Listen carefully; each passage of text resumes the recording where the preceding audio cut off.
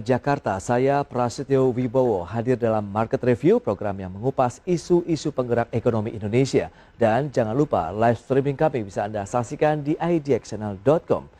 Dan pemirsa, kami terus mengingatkan kepada Anda untuk tetap menerapkan protokol kesehatan selama masa pandemi agar kita bisa terbebas dari COVID-19.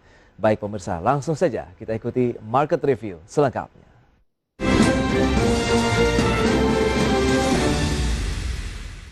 Ya, pemerintah menurunkan status PPKM DKI Jakarta dari level 2 ke level 1. Adapun sektor non-esensial daerah dengan PPKM level 1 dapat melaksanakan kegiatan bekerja dari kantor maksimal 75%. Namun pegawai yang masuk wajib telah divaksin COVID-19 dan menggunakan aplikasi Peduli Lindungi. Pemerintah menurunkan status pemberlakuan pembatasan kegiatan masyarakat atau PPKM DKI Jakarta dari level 2 ke level 1. Penurunan status PPKM tercantum dalam Instruksi Menteri Dalam Negeri Nomor 57 Tahun 2021 tentang pemberlakuan pembatasan kegiatan masyarakat level 3, 2, dan 1 di wilayah Jawa dan Bali yang berlaku mulai 2 hingga 15 November 2021. Berdasarkan aturan tersebut, sektor non-esensial daerah dengan PPKM level 1 dapat melaksanakan kegiatan bekerja dari kantor atau work from office maksimal 75%. Namun pegawai yang masuk kantor wajib memperoleh vaksin COVID-19 dan menggunakan aplikasi Peduli Lindungi. Sementara itu, perusahaan esensial untuk sektor keuangan dan perbankan yang meliputi asuransi, bank, pegadaian, bursa berjangka, dana pensiun, dan lembaga pembiayaan dapat melaksanakan kegiatan bekerja dari kantor maksimal 100%. Dua pelonggaran ini berlaku untuk staf yang berkaitan dengan pelayanan masyarakat. Sedangkan untuk pelayanan administrasi, kapasitas maksimal staf adalah 75%. Jakarta, Tim Liputan IDX Channel.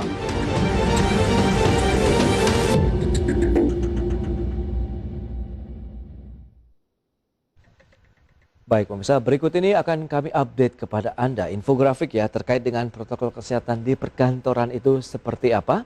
Selengkapnya bisa Anda saksikan di layar televisi Anda. Ya, seperti yang Anda bisa saksikan, ini adalah protokol kesehatan di perkantoran. Ya, ini disiplin memakai masker. Jadi ini wajib kita untuk tetap terus menggunakan masker karena ini untuk menciptakan juga kondisi yang memberikan rasa aman dan nyaman tentunya ya bagi para pekerja di perkantoran. Jadi dilarang juga sejauh ini untuk tidak membiasakan berjabat tangan. Jadi membiasakan untuk tidak berjabat tangan terlebih dahulu untuk sementara waktu ya. Sampai benar-benar COVID hilang dari bumi Indonesia. Selanjutnya, dari sisi protokol kesehatan di perkantoran adalah segera cuci tangan dengan sabun di air yang mengalir. Kemudian juga rajin mengukur suhu tubuh kita.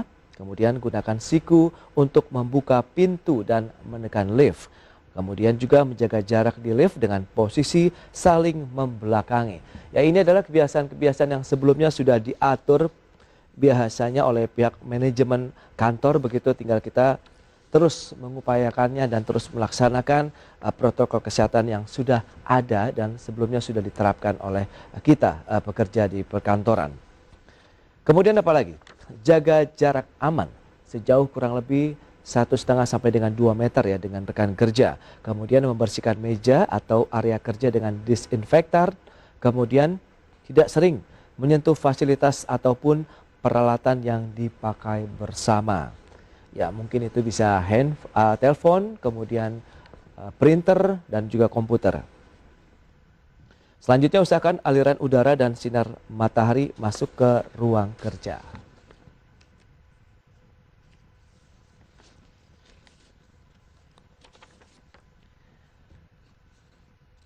Baik pemirsa, untuk membahas tema kita yang menarik kali ini kita sudah tersambung melalui line telepon ya bersama dengan Bapak Sony B. Harmadi.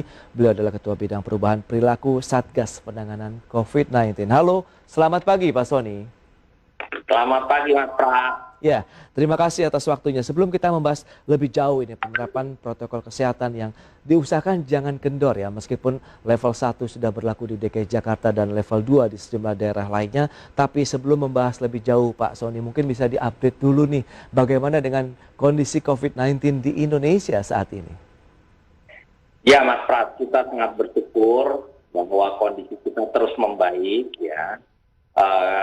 Sejak 15 Oktober 2021 sampai dengan hari ini, kita kasus terkonfirmasi positif harian konsisten di bawah 1.000 kasus, di bawah 1.000 kasus per hari. Lalu kemudian kasus aktif kita per kemarin itu sekitar 11.629. Dari 11.629 itu kita bisa hitung persentase kasus aktif di Indonesia 0,27% dari total kasus. Ya, ini jauh di bawah rata-rata global, di mana rata-rata global itu kasus aktif dunia sekarang sekitar 7,3%. Ya, jadi kita jauh lebih baik. Nah, lalu kemudian kita lihat jumlah vaksinasi. Orang yang sudah divaksin di Indonesia sekitar 195 juta orang, di mana 74,8 juta orang itu divaksin lengkap, ya. Sedangkan 120,8 juta orang divaksin satu kali. Lalu kemudian kemampuan vaksinasi kita sangat baik, karena seperti kemarin dalam satu hari lebih dari 1,5 juta orang divaksin. Kita pernah mencapai kondisi terbaik sekitar 2,2 juta orang divaksin hanya dalam satu hari. Lalu juga kemampuan testing kita sangat baik. Kemarin dalam satu hari itu 175.424 orang dites dalam satu hari.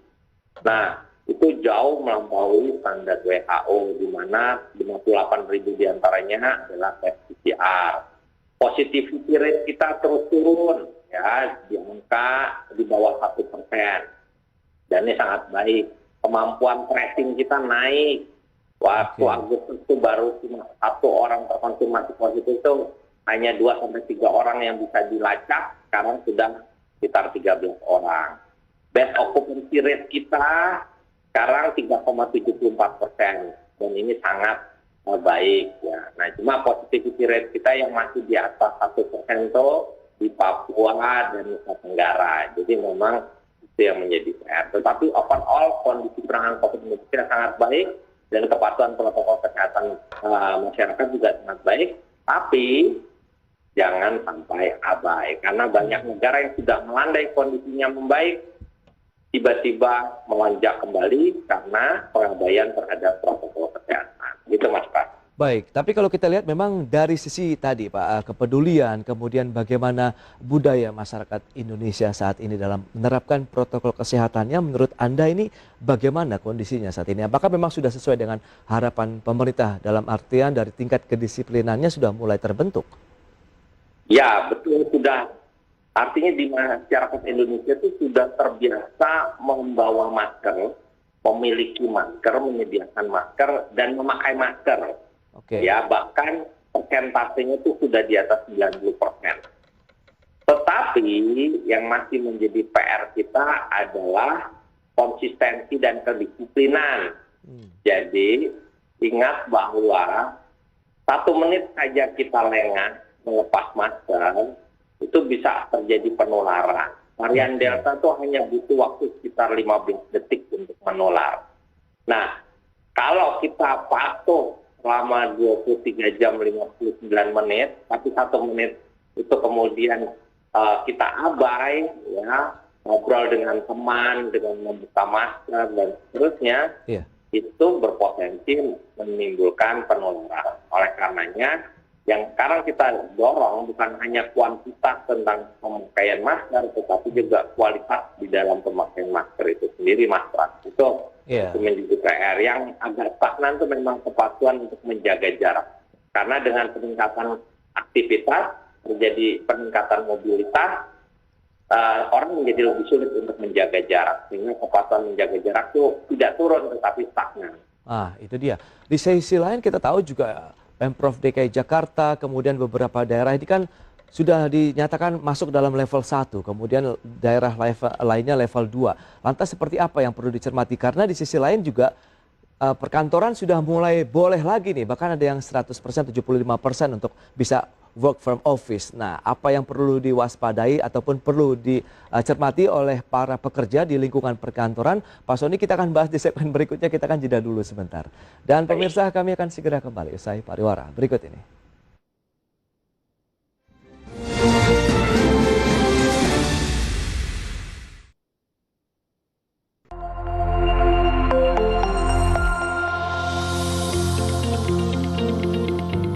Jika Anda adalah investor saham, Anda mendapat keuntungan di antaranya capital gain, yaitu keuntungan dari selisih harga beli dan harga jual saham. Dividen, yaitu pembagian laba kepada pemegang saham. Keuntungan lainnya, investor bisa memperoleh pendapatan tambahan dengan meminjamkan sahamnya melalui layanan pinjam meminjam efek atau PME. Apa itu PME? PME merupakan pinjaman efek sementara berupa saham dari investor untuk keperluan penyelesaian transaksi bursa. Apa saja manfaat yang didapatkan? Investor memperoleh keuntungan. Investor tetap dapat menerima dana sebagai pengganti dividen jika ada pembagian dividen saat sahamnya sedang dipinjamkan. Pendapatan yang diterima investor dari layanan PME dapat digunakan untuk membayar biaya penyimpanan saham. Saat nilai saham turun, investor tetap dapat memperoleh pendapatan hingga mengurangi potensi kerugian. Dan yang terpenting, KPEI menjamin pengembalian saham yang dipinjamkan sesuai waktu yang telah ditentukan. Menarik bukan? Prosesnya sangat sederhana. Investor cukup menghubungi perusahaan sekuritas dan menandatangani formulir perjanjian PME. Selanjutnya, jika terdapat kebutuhan penyelesaian transaksi bursa oleh peminjam, saham yang akan dipinjamkan diserahkan kepada KPEI melalui perusahaan sekuritas.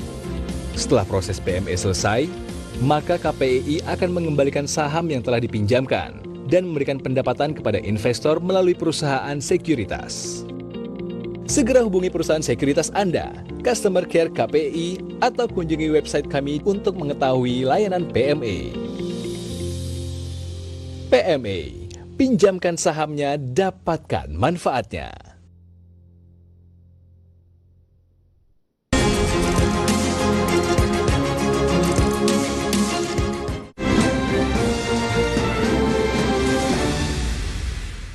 Baik, pemirsa, terima kasih Anda masih bergabung bersama kami dalam Market Review dan kita akan lanjutkan kembali perbincangan bersama dengan Bapak Sony Haribe Harmadi. Beliau adalah Ketua Bidang Perubahan Perilaku Satgas Penanganan COVID-19. Baik, Pak Sony, ini kita tahu dengan penerapan level 1 di DKI Jakarta, level 2 di sejumlah daerah lainnya, di mana work from office sudah mulai bisa diberlakukan hingga 75%. Nah, ini apa yang perlu diwaspadai? Mengingat kadang-kadang karena kita ketemu teman lama yang dengan perbedaan WFH, WFO itu akhirnya takutnya ada abai terhadap protokol kesehatan dengan penggunaan masker, jaga jaraknya ini Pak Sony.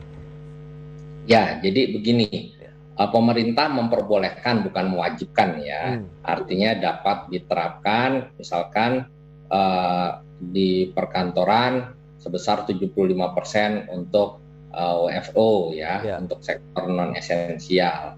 Nah, itu dimaknai bahwa setiap institusi harus melakukan self-assessment, penilaian terhadap dirinya sendiri. Karena kalau tidak memungkinkan untuk melaksanakan protokol kesehatan tentu berbahaya. Ya. Intinya bahwa aktivitas sekarang sudah mulai dibuka, diperbolehkan, dilonggarkan, tetapi dengan syarat protokol kesehatan yang ketat. Karena kita tahu konsekuensi dari pembukaan aktivitas tadi, terjadi potensi peningkatan risiko. Oleh karenanya, setiap kantor misalkan, dia harus bisa menilai dirinya sendiri apakah kantornya memungkinkan untuk menerapkan protokol kesehatan jaga jarak 1,5 meter sampai 2 meter. Kan kantor di Jakarta, kantor di kota-kota besar itu banyak juga yang sempit kantornya, ya, office space-nya kecil, sehingga kemungkinan untuk menjaga jarak menjadi lebih sulit.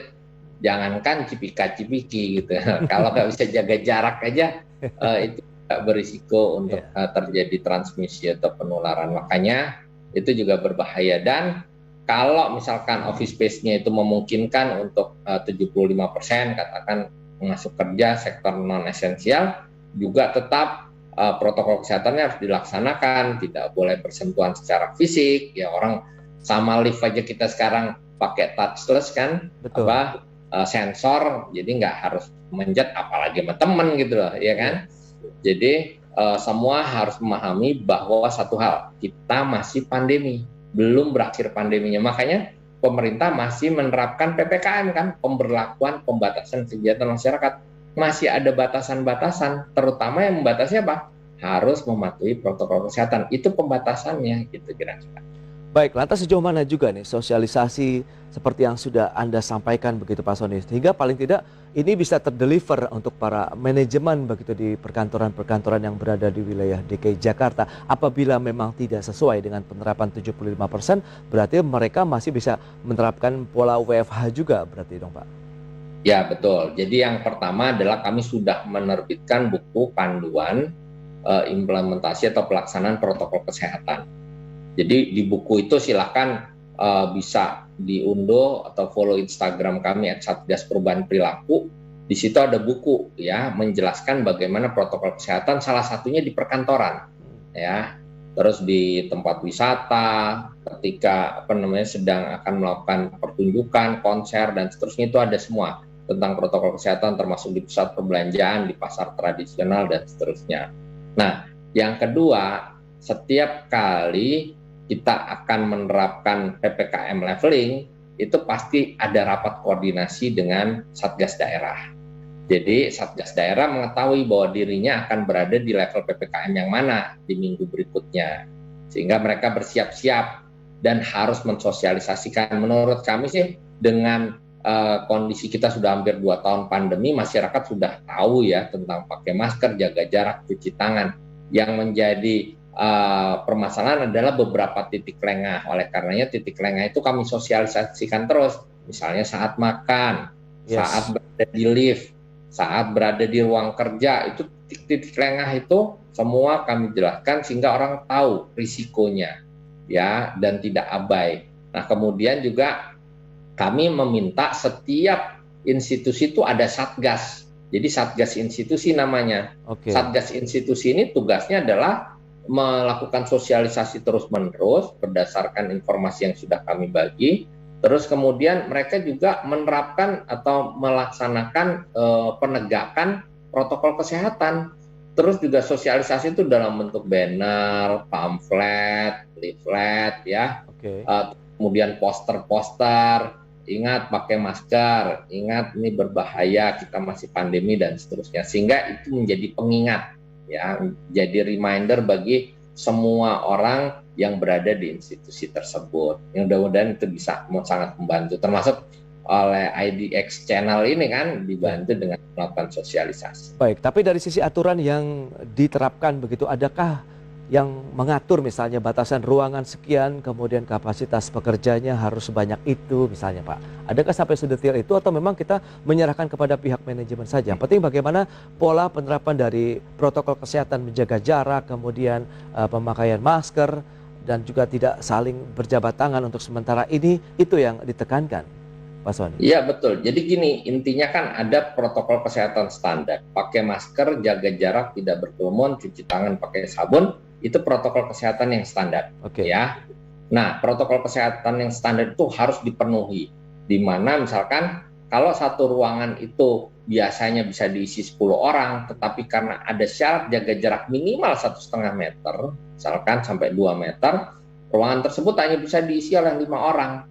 Walaupun sudah diperbolehkan 75%, tapi kalau ruangannya tidak memungkinkan untuk jaga jarak, ya tidak boleh gitu loh. Jadi yang paling utama adalah protokol kesehatan standar tadi. Terus kan kami selalu mengingatkan bahwa sirkulasi udara, sirkulasi ventilasi udara itu sangat penting. Nah, bagi kantor-kantor atau institusi yang tidak memiliki itu, maka mereka harus mempertimbangkan jumlah orangnya untuk menurunkan risiko penularan atau durasinya. Karena yang paling penting itu adalah durasi kita berada di ruangan, sirkulasi di ruangan tersebut, ya, dan kemudian penerapan kepatuhan protokol kesehatan yang lainnya. Jadi kalau itu sudah dilakukan self assessment, maka mereka bisa menilai seharusnya saya ini walaupun boleh 75%, kayaknya hanya bisa 50%. Jangan dipaksakan. Oke. Nah, kemudian yang paling penting juga, siapa yang membuat aturan itu di setiap kantor? Ya Satgas institusi tadi, Mas Pras, sehingga mereka bisa melakukan penilaian. Oke, berarti memang akan menjadi ujung tombak ya Satgas institusi untuk menjaga protokol kesehatan di perkantoran begitu Pak Sony. Baik, kita akan lihat dan review nanti seperti apa di segmen berikutnya, bagaimana apakah sudah ada misalnya kejadian klaster perkantoran atau tidak begitu selama ini, sehingga ini menjadi salah satu bahan evaluasi untuk penerapan dari level 1 dan 2 di perkantoran. Kita akan bahas di segmen berikutnya Pak Sony, dan pemirsa kami akan segera kembali.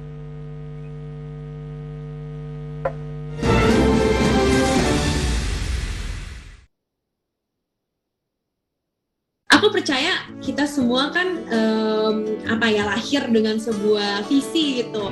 Aku melihat bahwa edukasi anak-anak ini adalah hal penting yang bukan cuma tanggung jawab orang tua, tapi tanggung jawab orang-orang yang memiliki passion atau gerakan di bidang itu. Nah, aku merasa visi aku adalah di edukasi anak-anak. Aku tahu persis bahwa aku mau membantu anak-anak Indonesia dalam ranah ini.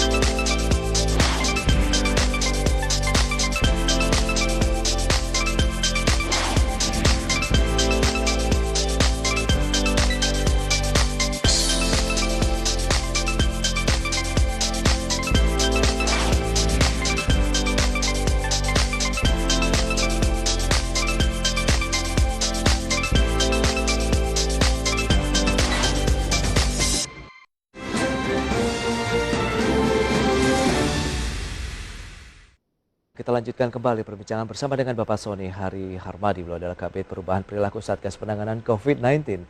Ya Pak Sony, kita akan mereview bagaimana dengan sejauh ini begitu klaster di perkantoran, apakah sempat terjadi sehingga ini menjadi bahan evaluasi berikutnya dengan penerapan level 1 di wilayah DKI Jakarta dan level 2 di sejumlah daerah lainnya. Ya alhamdulillah sejauh ini belum ada klaster perkantoran ya yang kita amati.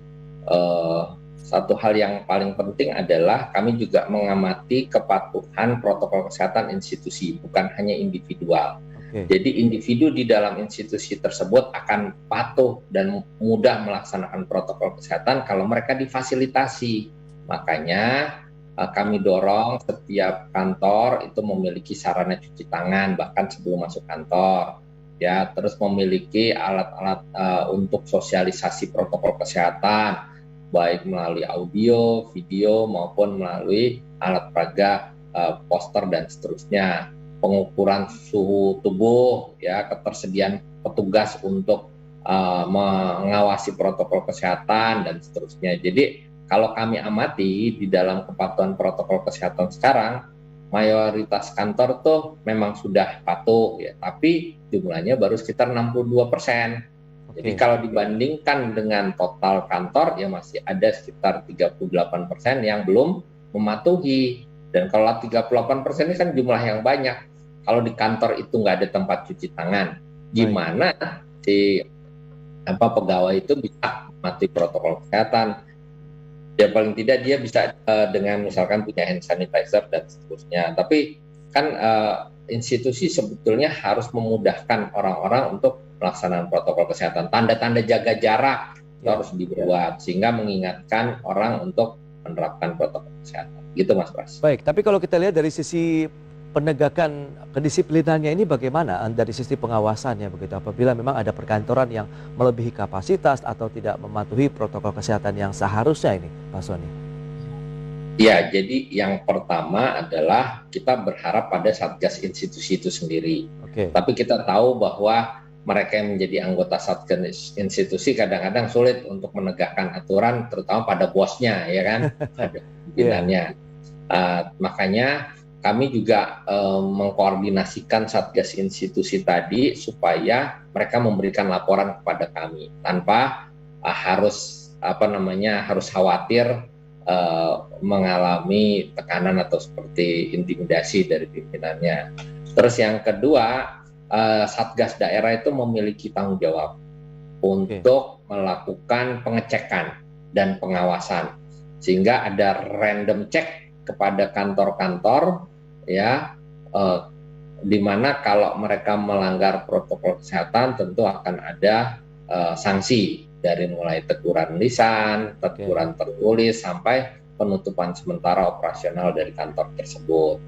Nah, kemudian yang ketiga sebetulnya yang kami inginkan adalah membangun kesadaran, bukan kepatuhan. Kalau kepatuhan itu tergantung pada instrumen, aturan, dan pengawasan. Kalau ada aturannya, dia patuh. Kalau diawasi, dia patuh. Tapi kalau kesadaran, ada atau tidak ada instrumen aturan, ada atau tidak ada pengawasan, dia merasa bahwa dia harus melakukan itu karena itu adalah kebutuhan dia dan orang lain. Jadi kesadaran ini yang sedang kita bangun, dan memang Mas Pras kalau lihat dari data 65% masyarakat Indonesia itu sudah sadar akan protokol kesehatan. Jadi disuruh nggak disuruh mereka lakukan. Tetapi sisanya ini sekitar 30% ini masih levelnya patuh. Kalau levelnya patuh, berarti dia sangat tergantung pada aturan gitu ya. Terus dia sangat tergantung pada perilaku orang lain. Kalau orang lain nggak patuh, ngapain saya patuh gitu, dan seterusnya. Nah, yang 5% lagi ini memang yang tidak patuh maupun tidak sadar. Nah, itu yang harus kita terus-menerus melakukan perbaikan kepada mereka. Baik, next bagaimana? Apakah kita juga kalau kita lihat dengan kondisi saat ini menjadi salah satu bukti efektivitas dari pemberlakuan ataupun penerapan vaksinasi begitu untuk COVID-19 sendiri, Pak? Ya, jadi kami kan juga sudah minta agar semua institusi termasuk perkantoran terhubung dengan aplikasi Peduli Lindungi. Ya, jadi intinya secara bertahap pembukaan sektoral kan nih dilakukan secara bertahap sebetulnya. Betul. Jadi Mas kalau tahu kemarin hanya 6 sektor dulu dilakukan secara sangat berhati-hati, ternyata berhasil dan seterusnya direplikasi, diperluas untuk sektor-sektor yang lainnya. Nah, di situ salah satu kunci keberhasilannya adalah terhubung dengan aplikasi Peduli Lindungi, di mana mereka yang sudah vaksinasi lengkap itu keluar statusnya hijau kan dan bisa masuk. Mereka yang statusnya baru 1 kali vaksinasi itu kan kuning. Maka institusi bertanggung jawab untuk mendorong anggotanya agar mempercepat mematuhi untuk vaksinasi berikutnya. Terus kemudian ada yang merah belum vaksin sama sekali, mungkin dia tidak diperbolehkan untuk masuk kantor dan seterusnya. Jadi ada kebijakan masing-masing institusi, tapi tergantung hasil cek dari aplikasi Peduli Lindungi sebagai bahan evaluasi bagi institusi itu sendiri. Oke, itu juga menjadi salah satu benteng juga nih bagi perkantoran ya untuk mendeteksi dari sisi keamanan begitu untuk mereka ataupun karyawan yang mungkin apabila terdampak begitu dengan COVID-19 dengan menggunakan Peduli Lindungi tadi begitu, Pak Sony. Betul. Jadi intinya kita memastikan bahwa orang yang berada di ruang publik, orang yang di kantor kita adalah orang-orang sehat dengan risiko yang lebih rendah. Intinya gitu, Mas Pras. Baik, optimisme Anda bagaimana dengan pemberlakuan level 1 dan 2 di perkantoran begitu ke depannya, dan ini sehingga herd immunity juga baik di lingkungan perkantoran maupun masyarakat kita bisa terbentuk dengan sangat disiplin begitu, Pak Sony?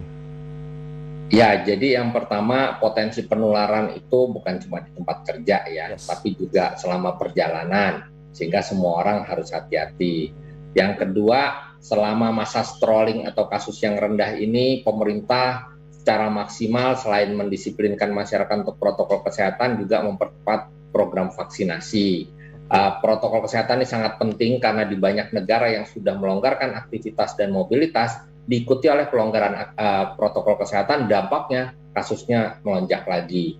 Nah, kalau di kita pelonggaran aktivitas dan mobilitas diikuti oleh pengetatan protokol kesehatan. Itu yang membedakan, sambil kita mempercepat target vaksinasi untuk 208 juta orang. Mudah-mudahan kalau itu bisa terlaksana, intinya masyarakat harus tetap patuh protokol kesehatan, baik pada saat kasus melonjak maupun kasus melandai. Kunci kita adalah patuhi protokol kesehatan dan laksanakan program vaksinasi. Gitu, Itu dia. Mas. Baik, pemirsa, yang penting adalah tetap disiplin begitu ya. Jangan sampai lengah dan abai meskipun kita tahu PPKM sudah dilonggarkan level 1 dan level 2. Pak Sony, terima kasih banyak atas waktu dan insight yang menarik ini, pencerahan mengenai kondisi COVID-19 dan juga perubahan perilaku yang nampaknya tadi sudah disampaikan. Ini sudah mulai terbentuk tingkat kedisiplinan dan kesadaran yang paling utama begitu ya Pak Sony di masyarakat. Terima kasih banyak atas waktunya. Selamat melanjutkan aktivitas Anda kembali dan stay healthy Pak Sony. Terima kasih, sama-sama. Baik pemirsa, demikian perbincangan kami bersama dengan Bapak Sony Hari B. Harmadi, Kabid Perubahan Perilaku Satgas Penanganan COVID-19. Tapi jangan beranjak dari tempat Anda karena kami masih akan kembali dengan investasi week ini menarik ya terkait dengan pasar modal syariah di Indonesia.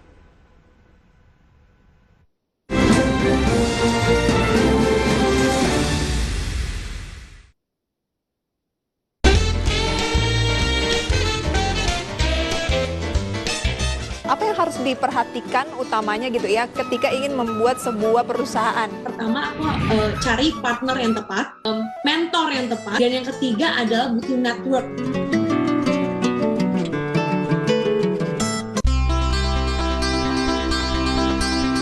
Halo Sobat Investor, kalian udah punya rumah belum?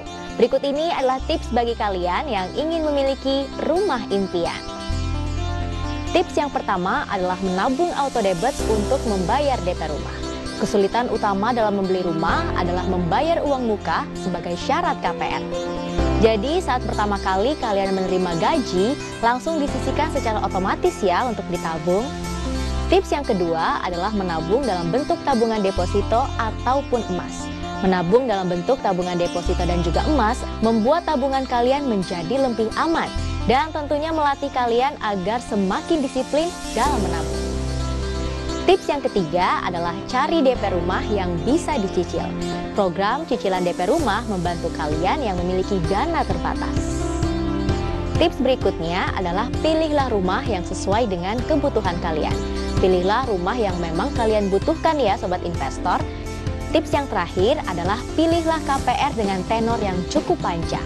Karena KPR dengan tenor yang panjang membuat cicilan bulanan kalian menjadi lebih rendah. Nah, kini memiliki properti impian tentunya bukan angan-angan lagi ya Sobat Investor.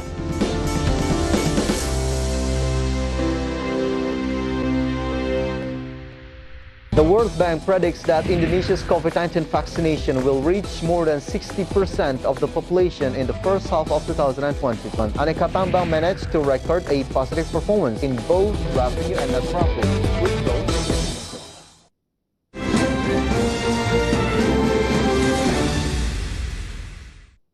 Ya pemirsa, Syariah Investment Week 2021 akan kembali digelar mulai tanggal 11 hingga 13 November 2021. Ajang investasi tahunan ini mempertemukan investor di pasar modal syariah dengan stakeholders pasar modal syariah serta pakar di bidang pasar modal syariah secara daring. Syariah Investment Week 2021 kembali digelar. Acara pasar modal syariah yang mempertemukan investor di pasar modal syariah dengan stakeholder pasar modal syariah serta pakar di bidang pasar modal syariah secara daring tersebut akan berlangsung selama 3 hari pada tanggal 11 hingga 13 November 2021. Syariah Investment Week 2021 diselenggarakan oleh Otoritas Jasa Keuangan bekerja sama dengan PT Bursa Efek Indonesia, PT Clearing Penjaminan Efek Indonesia, dan PT Kustodian Sentral Efek Indonesia untuk meningkatkan literasi dan inklusi pasar modal syariah serta memberikan penghargaan kepada pihak-pihak yang konsisten mendukung pasar modal syariah Indonesia. Kali ini Syariah Investment Week 2021 mengusung 3 tema besar, yaitu strategi pengembangan keuangan syariah, alternatif produk di pasar modal syariah, dan keuangan sehat dengan investasi syariah. Adapun gelaran acara direalisasikan melalui kegiatan virtual seminar, talk show, dan virtual expo yang dimeriahkan oleh konser virtual, door prize, dan grand prize. Syariah Investment Week 2021 diharapkan dapat meningkatkan pemahaman dan wawasan masyarakat tentang investasi di pasar modal syariah, serta mendorong pertumbuhan investor di pasar modal syariah Indonesia yang kini tercatat lebih dari 101.470 investor saham syariah. Tim Liputan IDX Channel.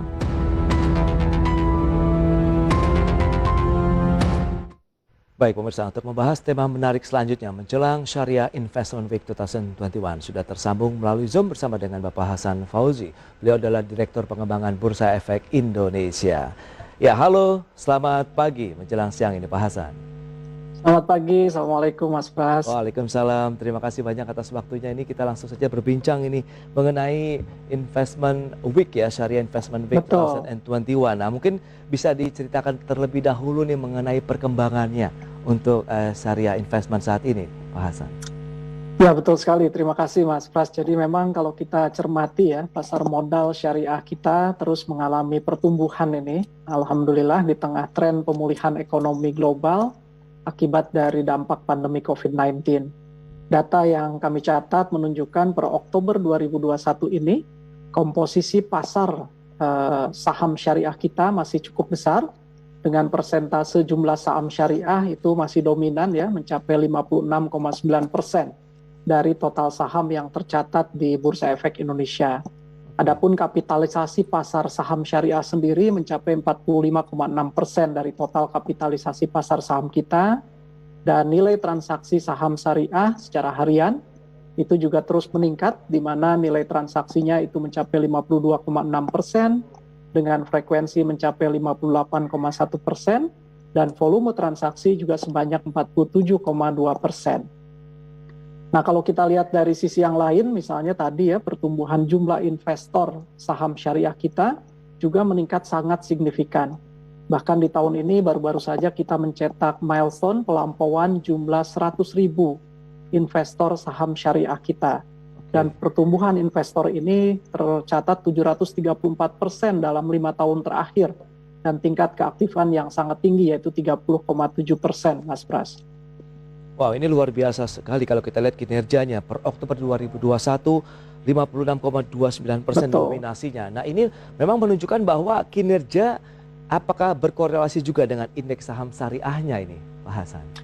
Ya, ternyata betul sekali ini. Jadi kalau kita lihat ya, saham-saham syariah maupun indeks saham syariah ya, di mana saham-saham syariah menjadi konstituen atau anggotanya, kita catat juga mencatat pertumbuhan yang baik di tengah-tengah sekali lagi dampak dari pandemi COVID-19. Kita lihat per Oktober 2021 ini kalau indeks saham syariah Indonesia, jadi ISSI, saham syariah gabungan yang tercatat di Bursa Efek Indonesia, sudah ada di level 185,788. Artinya ada pertumbuhan 23,5% year on year dibanding posisi yang sama di Oktober tahun yang lalu. Kemudian indeks unggulan lainnya, Jakarta Islamic Index misalnya, JII, itu ada di level 567,934, mencatat pertumbuhan 4,1%, dan JII 70 itu juga mencatat pertumbuhan 8%, di mana saat ini ada di level 201,248. Dan indeks terbaru syariah kita, yaitu IDX MES BUMN 17, juga mencatat pertumbuhan, sekarang sudah ada di posisi 102,009. Bertumbuh dari sejak diluncurkan di bulan April 2021 yang lalu. Baik, kalau kita lihat indeksnya juga berkinerja terbaik sehingga ini menjadi salah satu daya tarik tentunya bagi para investor. Betul. Dan ini khususnya kan investor retail juga terus mengalami perkembangan yang luar biasa, apalagi milenial kita begitu ya Pak Hasan. Betul sekali. Nah, Anda melihat bagaimana sih upaya-upaya Bursa Efek Indonesia untuk menjaga juga nih minat investasi khususnya bagi investasi yang berbasis syariah?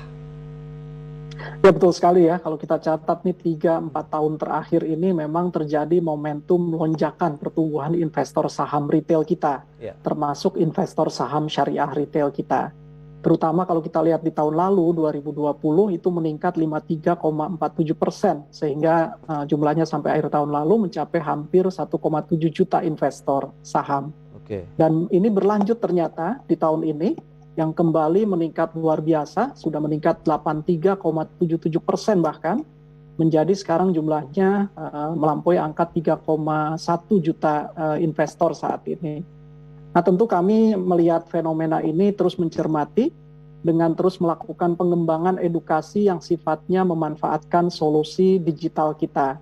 Ini menurut kami merupakan kunci penting dari program literasi dan inklusi untuk pasar modal syariah, terutama di era pandemi ini. Nah, tidak hanya kegiatan edukasi online yang formal ya, seperti sekolah pasar modal, syariah online. Kemudian kami juga melakukan edukasi online secara informal ya, melalui media sosial yang kami miliki. Dan bekerja sama dengan para stakeholders Bursa Efek Indonesia, termasuk melibatkan galeri-galeri investasi syariah di seluruh Indonesia.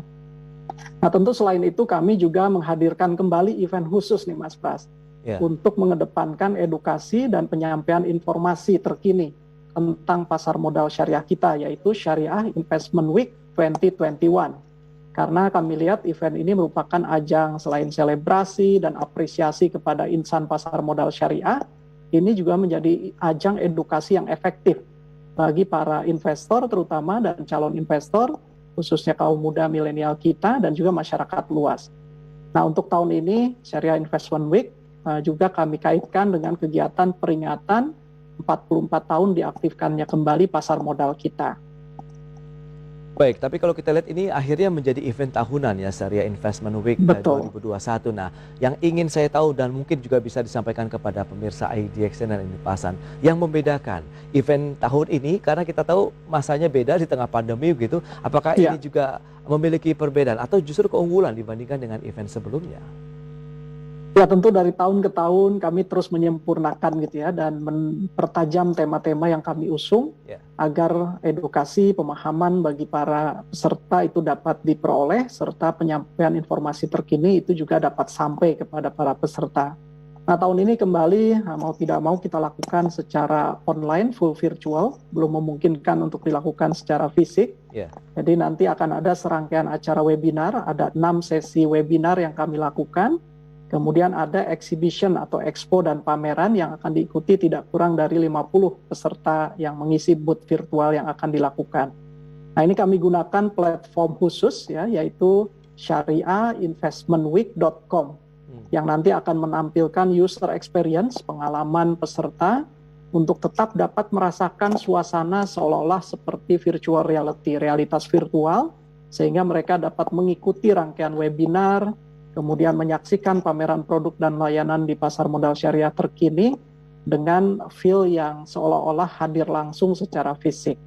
Nah, Syariah Investment Week 2021 insya Allah akan dilaksanakan selama 3 hari penuh, yaitu hari Kamis 11 November 2021 sampai dengan hari Sabtu 13 November 2021 yang akan datang.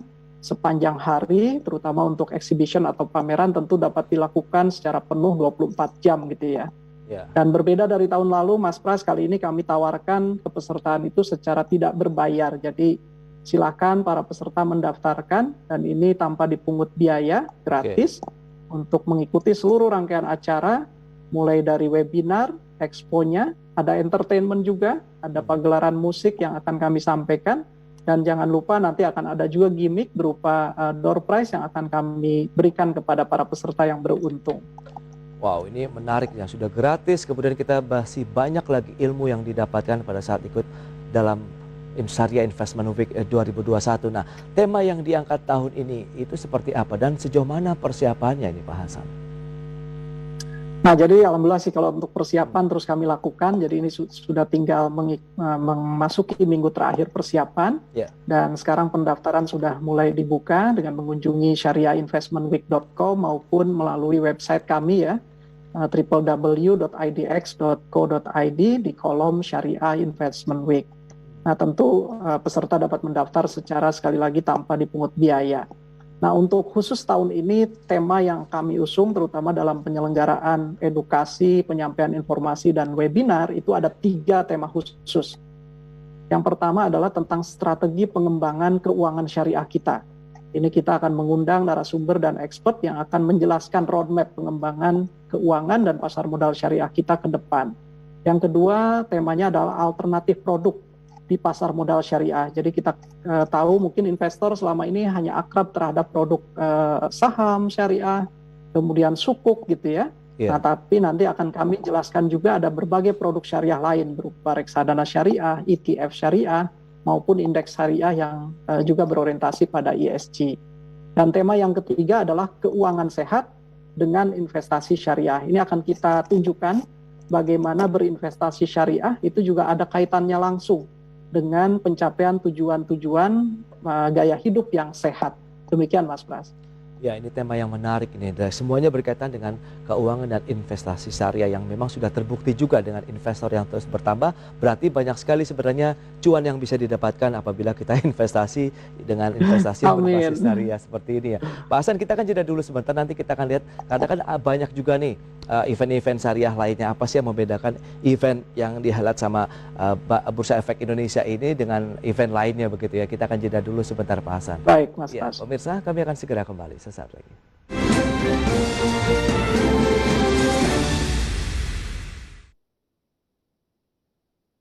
Inspirasinya dari mana? Bisa yakin gitu untuk kita membentuk home care 24. Karena satu panggilan jiwa ya, di Indonesia belum ada menggeluti dunia bisnis health tech. Jangan cuma ngelihat langit, tapi juga ingat bahwa kaki kita tuh masih di tanah gitu. Jangan cuma lihat cuan, tapi ingat masih ada risiko kerugian. Apa yang bisa pelajari dari rugi? Karena kan pasti ada momen di mana seorang investor itu dia rugi, portofolionya itu merah.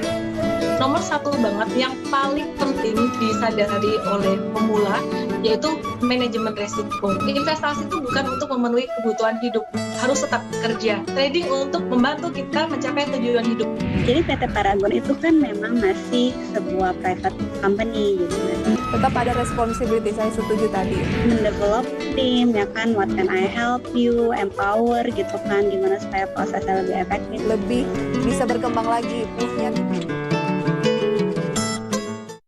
Minister of Finance Sri Mulyani Indrawati ensured that the appointment of Indonesia as the G20 presidency in 2022 provided opportunities and momentum for Indonesia in various aspects, including the economy. Sebuah ajang pertemuan para pemimpin global di dalam membahas tantangan-tantangan dunia. Erick Thohir said there were indications of corruption within private sector.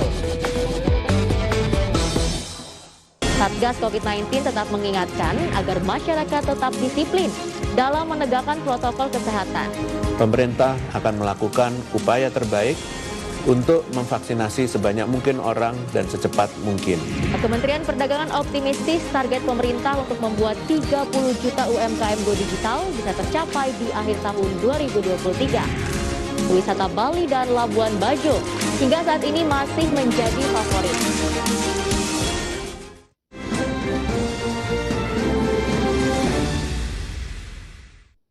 Baik, pemirsa, sebelum kita lanjutkan kembali perbincangan bersama dengan Bapak Hasan Fauzi, berikut ini kami akan sampaikan sejumlah infografik untuk Anda. Kita akan lihat dari jumlah investor pasar modal. Ini data per September 2021 sudah mencapai 6,43 juta investor. Nanti kita akan update kembali dengan Pak Hasan ya. Kemudian dari jumlah investor sahamnya per September sudah mencapai 2,9 juta investor. Jadi memang trennya terus bertumbuh. Investor pasar modal secara keseluruhan maupun investor saham ataupun CBES. Di grafis berikutnya. Dan selanjutnya pemirsa, ini dia tren terus bertumbuh dari jumlah investor tadi yang sudah disampaikan, baik investor yang retail terutama ya. Kemudian kita lihat dari sisi usia investornya. Ini menarik. Per September 2021 dengan usia yang di bawah ataupun sama dengan 30 tahun ini mencapai 59,23% dengan aset sekitar 39,93 triliun rupiah. Ini jumlah yang luar biasa yang juga perlu disasar juga dalam event kali ini ya untuk perkembangan pasar saham syariah Indonesia. Baik, kita akan lanjutkan kembali perbincangan bersama dengan Bapak Hasan Fauzi, Direktur Pengembangan Bursa Efek Indonesia. Ya Pak Hasan, berdasarkan data yang sudah disampaikan, jumlah investor pasar modal keseluruhan maupun sahamnya ini juga terus bertumbuh. Itu data terakhir yang saya dapatkan per September. Sementara di Oktober ini apakah akan terus bertumbuh, Pak Hasan? Ya betul sekali Mas Pras. Jadi angka momentum pertumbuhan ini memang kita catat trennya terus mendapatkan momentum peningkatan yang pesat ya. Kita catat dari mulai 3-4 tahun yang lalu Kemudian tahun lalu kami nyatakan sebagai tahun kebangkitan investor retail kita, di mana jumlah investor retail domestik sudah semakin mendominasi, dan ternyata berlanjut di tahun ini. Tadi betul angkanya, di September itu sudah di angka 6,45 juta total investor, tentu mayoritas adalah investor domestik retail, dan per hari ini angkanya sudah melampaui angka 6,7 juta investor. Jadi ini sudah meningkat lebih dari 70% hanya dalam 1 tahun ini saja. Wow. Investor saham sendiri tadi angkanya per hari ini sudah di angka lebih dari 3 juta, tepatnya 3.115.000 investor, padahal kita tahu awal tahun ini baru di angka 1,7 juta, Mas Pras. Betul. Jadi ini sudah meningkat 83,77% hanya dalam 1 tahun dan belum sampai di akhir tahun ini. Jadi mudah-mudahan terus tren momentum peningkatan ini terjadi sampai dengan akhir tahun nanti. Dan dari sisi demografi betul sekali, ini yang membesarkan hati juga. Jadi segmen pertumbuhan tertinggi jumlah investor kita itu dari segmen investor domestik retail berusia muda. Yeah. Tadi 59% adalah Gen Z kita di bawah usia 30 tahun. Dan yang di bawah 40 tahun itu totalnya bahkan lebih dari 80%, Mas Pras. Oke. Nah, jadi ini menunjukkan bagaimana dominasi investor retail, terutama investor muda kita di pasar modal kita. Dan kalau tahun lalu terjadi kebangkitan dari sisi jumlahnya, maka tahun ini kita mencatat terjadi juga peningkatan dari sisi aktivitas transaksinya. Jadi sekarang 65% sampai 70% total nilai transaksi harian kita itu sudah didominasi oleh para investor domestik muda retail kita ini.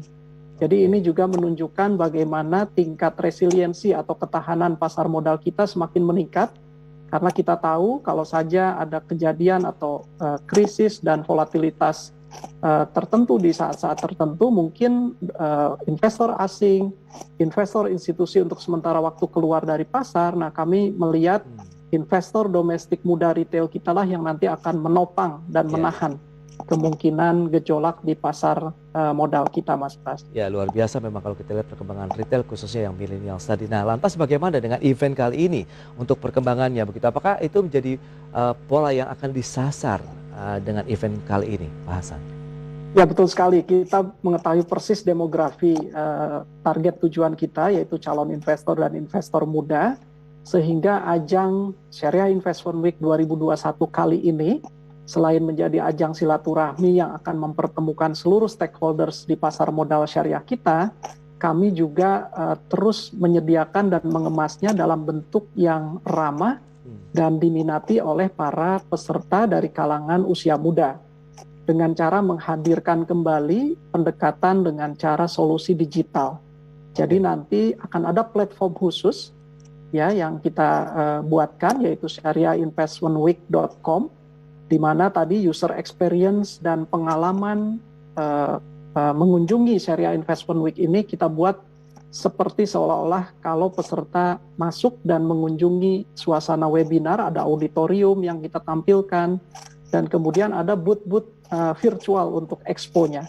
Wow. Nah, ini kita harapkan akan menarik teman-teman di usia muda, di mana tidak perlu repot-repot ya mendaftar tanpa biaya, kemudian hanya menggunakan smartphone atau gadgetnya, dimanapun, kapanpun mereka akan dapat mengikuti seluruh rangkaian acara Syariah Investment Week 2021 dengan penampilan yang kita harapkan menarik dan ramah terhadap teman-teman usia muda ini. Itu dia. Dan ada entertainment juga tuh, Mas Pras. Jadi kita juga hadirkan ya entertainment yang dapat menghibur juga para peserta yang berusia muda ini dalam mengikuti kegiatan Syariah Investment Week kita. Wah, ini paket lengkap ini, Pak Hasan, bagi calon investor yang akan hadir dalam acara ini. Mengingat ini juga seakan kita ditarik ke dunia digital ya apabila kita menjadi salah satu peserta Syariah Investment Week 2021 nanti. Nah, lantas yang membedakannya dengan event syariah lainnya apa nih, Pak Hasan?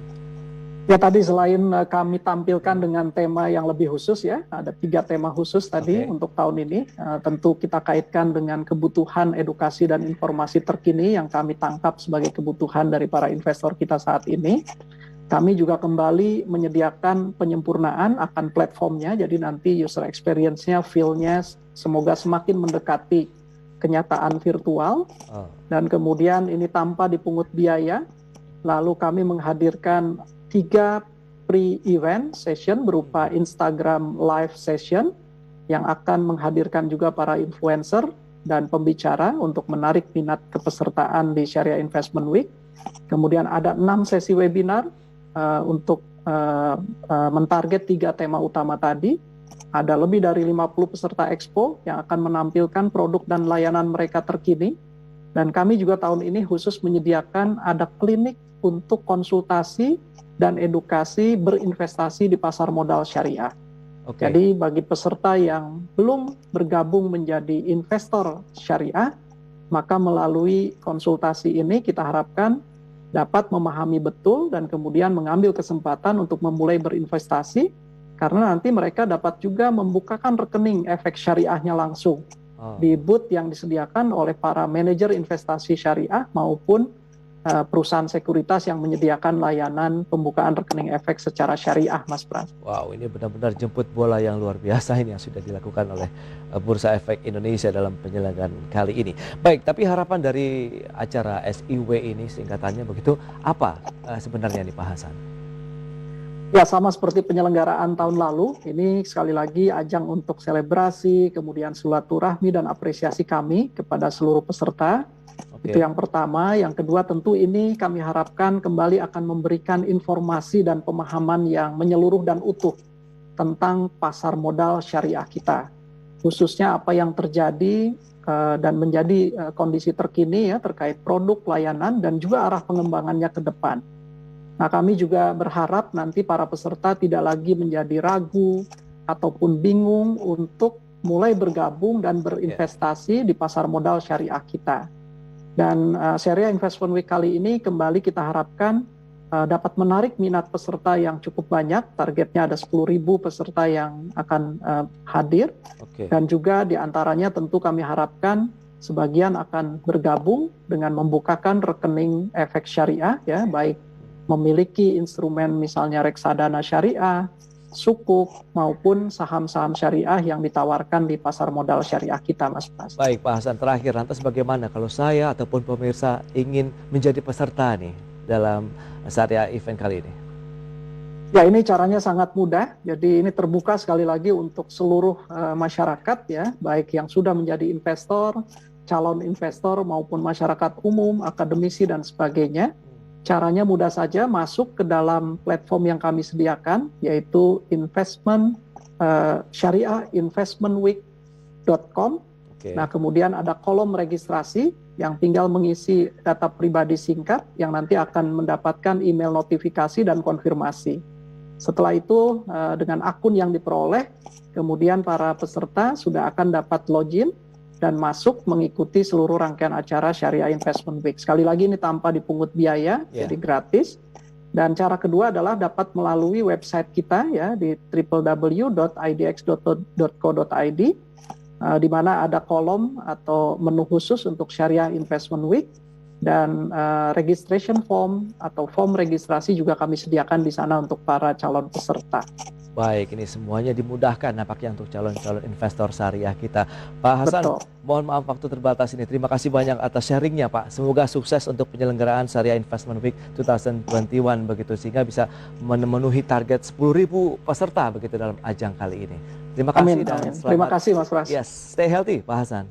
Terima kasih. Sama-sama, terima kasih. Stay safe, stay healthy. Baik. Ya pemirsa, 1 jam sudah saya menemani Anda dalam Market Review, dan untuk mencegah penularan COVID-19 selalu memakai masker dan cepatlah vaksin, karena masker terbukti menekan risiko penularan hingga 80%, kemudian vaksinasi meminimalisasi risiko kematian hingga 73%. Untuk itu, ayo pakai masker dan cepat vaksin. Masker dan vaksin adalah dua sejoli pasangan serasi di masa pandemi yang menjaga kita tetap sehat dan bahagia. Ya, saya Prasetyo Wibowo beserta kerabat kerja yang bertugas undur diri. Terima kasih dan sampai jumpa.